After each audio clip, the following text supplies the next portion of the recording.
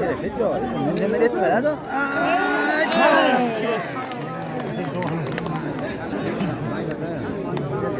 Bu tarvayla da yana.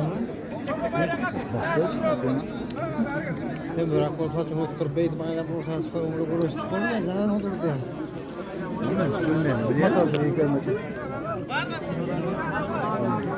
Emo ya sen ondan al.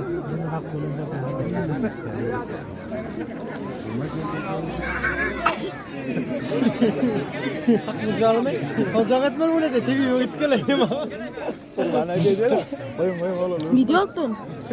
Hayır dedim canım. Gittim şeyle. TV var gelen diyor konusu. Allah bir tane ayda ne diyor? Türlü doktor beni alamadı. Oldu. Açtım.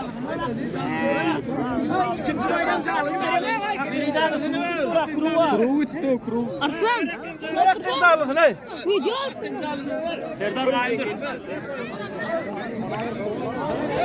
Serdar Badur.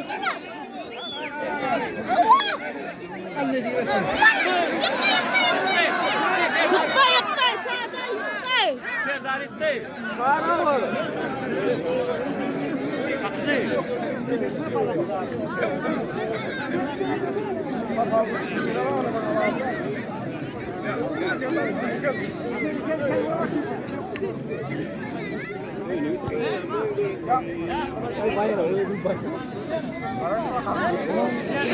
Kaçan! Yakin, tutma yakin. Ay bak, sen kalkın. Ay bak. Hadi göster ver. Ha video çek.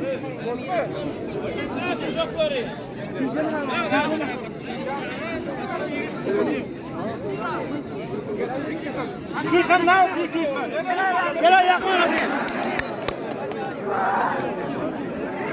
Valadık. Kesadın olay buna.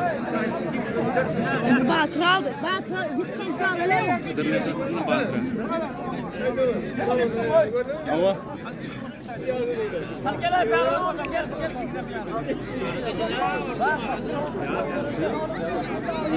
Killa. Serdar.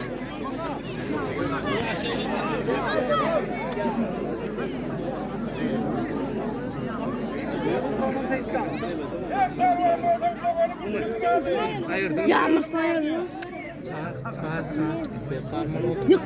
Yıktın sen master. gel yakın da. Ya demin motoruna gel. Ay mırın çıkma.